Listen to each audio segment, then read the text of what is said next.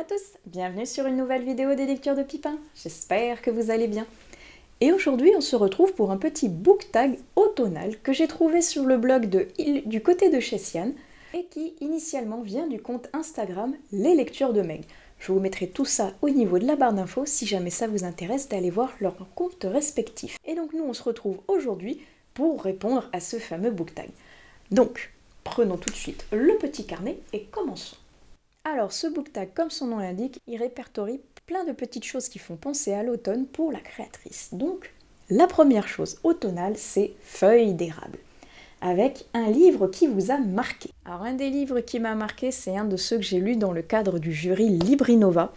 Donc je vous en ai pas officiellement encore parlé sur cette chaîne parce que j'attends toujours la grande sélection et j'espère qu'il en fera partie parce qu'il m'a marqué. Il était vraiment chouette. Chelly Canyon. Oh, c'était une lecture vraiment super chouette. Et j'espère, comme je vous dis, vraiment qu'il va faire partie des finalistes parce que j'ai adoré cette écriture où on suit une jeune femme qui veut écrire un livre sur la culture amérindienne et qui pour ça part aux États-Unis et va aller s'isoler dans le Chelly Canyon pour pouvoir trouver l'inspiration et pouvoir donc écrire son fameux roman. Sauf que on rentre pas comme ça dans les réserves amérindiennes, elle est connue là-bas, donc elle arrive plus ou moins à s'adapter, même s'il y a du monde qui ne voit pas d'un bon œil qu'une blanche vienne au milieu d'une réserve, et ils ne savent pas bien si elle va en parler en bien ou en mal de leur peuple finalement.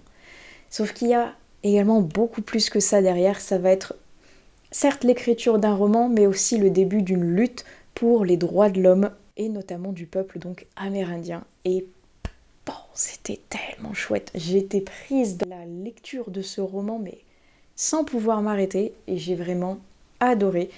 Il est dépaysant, il est percutant, intéressant, bref, j'ai adoré ce roman. Nous avons ensuite Caramel, avec un livre qui ressemble à un plaid doux, chaud et si confortable. Alors il est vrai que celui-ci ne fait pas tout à fait automnal, mais je n'ai pas encore lu celui sur l'automne, donc je vais vous représenter par ici. Et il a neigé sur le fjord de Laetitia Arnaud. Et peut-être que si j'avais lu Un automne à Maple Fall Creek, possiblement j'aurais pu vous en parler. Mais en attendant, celui-ci, il coche vraiment tout de la consigne, parce que c'est un livre doudou. On a vraiment l'impression d'être sous un plaid en train de profiter avec un bon chocolat chaud d'une histoire toute douce et adorable.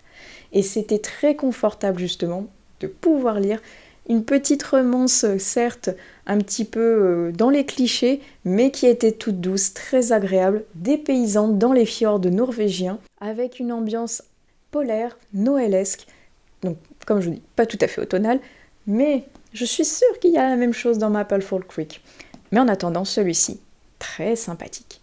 La cannelle ensuite, avec un livre aux notes relevées et un soupçon de surprise. Alors là, vous m'excuserez, mais j'ai une fois de plus pas voulu défoncer mon décor.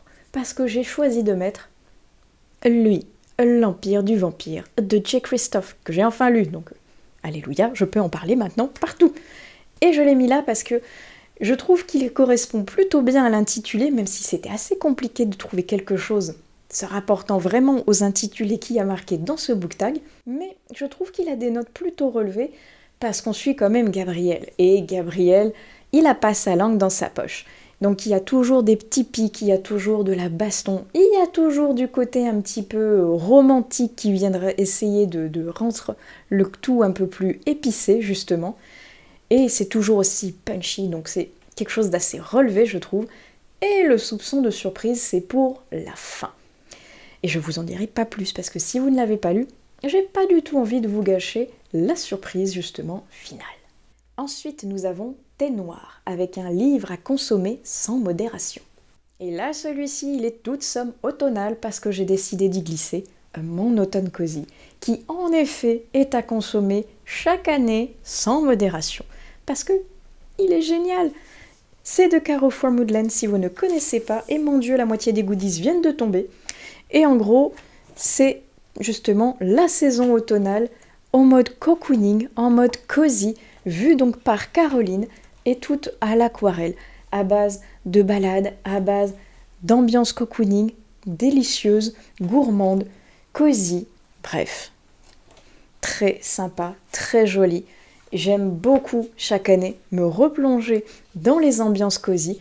Ça y est maintenant, je les ai toutes. Et chaque saison possède son ambiance cosy et celle-ci donc est parfaite pour l'automne. Ensuite, nous avons la pomme avec un livre à la fois sucré et acidulé. Alors lui non plus, il ne fait pas tout à fait automnal, mais je viens juste de le terminer et je trouve qu'il est parfait. Il s'agit de Une enquête royale à Sandringham, parce que c'est super chouette. Je l'ai mis ici, donc pareil, il était dans le cadre du jury Librinova et je l'ai trouvé très sympa.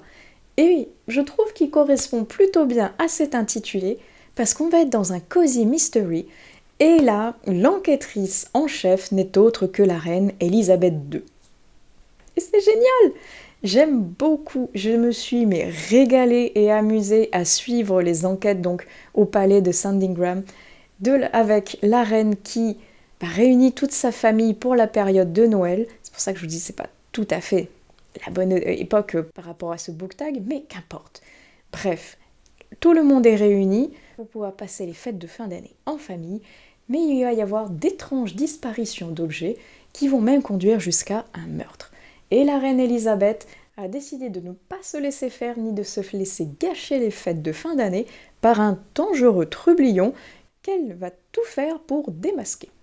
Et c'était super chouette. Donc doux et acidulé parce qu'on est dans une ambiance assez festive quand même, assez royale, assez chouette à suivre. Et acidulé parce que ça reste la reine donc Elisabeth avec son petit côté piquant anglais, cette petite touche d'humour et ses côtés donc juste un petit peu cozy murder qui était super sympa. Vraiment une très jolie lecture là aussi. Ensuite nous avons Scones avec Sucré et réconfortant. Ce livre a pourtant le goût de l'aventure.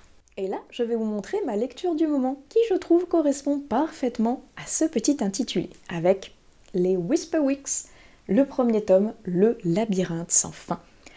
Et je trouve qu'il correspond bien parce que c'est un petit jeunesse qui est donc tout doux, tout réconfortant et qui va nous amener dans une grande aventure avec un garçon et une fille qui ne sont pas du même monde mais qui vont devoir s'associer pour retrouver le jumeau de cette dernière qui a disparu.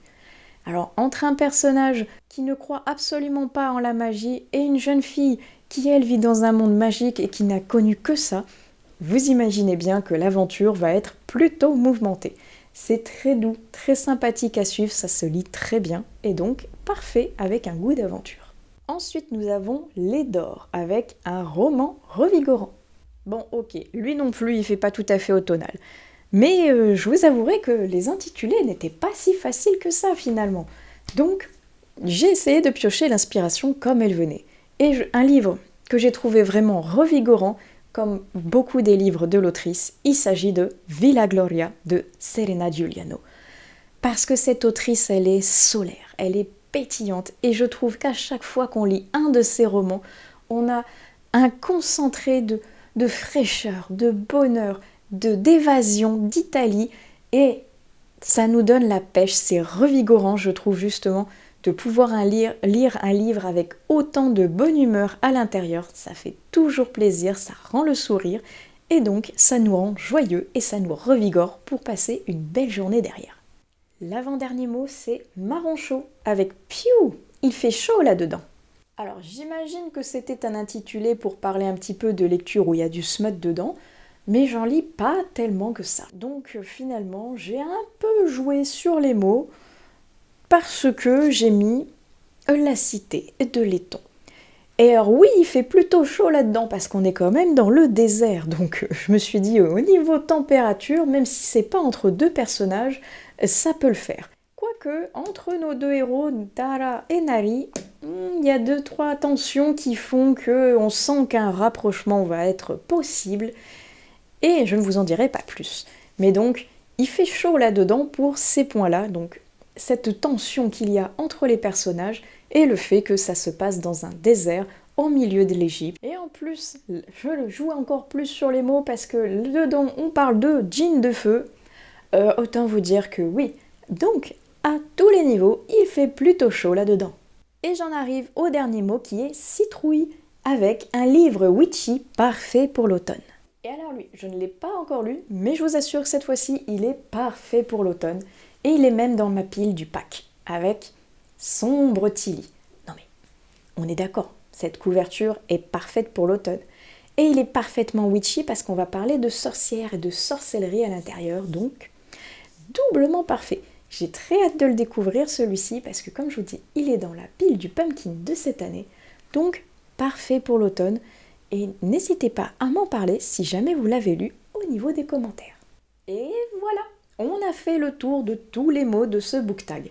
Qu'est-ce que vous en avez pensé? Moi je l'ai trouvé vraiment sympa avec des intitulés plutôt corsés. C'était compliqué, vaste et intéressant en même temps à sélectionner des livres qui pourraient correspondre à ces intitulés. Je me suis bien amusée, même si j'ai un petit peu galéré pour certains propos, c'est pour ça que vous avez des lectures qui ne sont pas tout à fait automnales dedans, il est vrai. Mais c'était quand même super fun. Et j'aime bien ce contexte de book tag, je trouve ça sympa. J'en fais pas beaucoup, mais j'avoue que ça me plaît. Je vais commencer à investiguer un petit peu plus pour en trouver d'autres. Bref, n'hésitez pas à reprendre ce book tag si jamais il vous a plu et intéressé, et racontez-moi quel livre vous aurez mis, et est-ce que parmi ma sélection, il y en a qui vous plaisent ou que vous avez déjà lu. Racontez-moi tout au niveau des commentaires, et moi je vais vous laisser ici. J'espère que cette petite vidéo book tag vous aura plu. N'hésitez pas à aller faire un petit tour sur les comptes dédiés que je vous ai mis donc dans la barre d'infos. Et sur ce, je vous souhaite d'excellentes lectures, et on se retrouve plus tard sur une nouvelle vidéo des lectures de Pipin. Allez, ciao!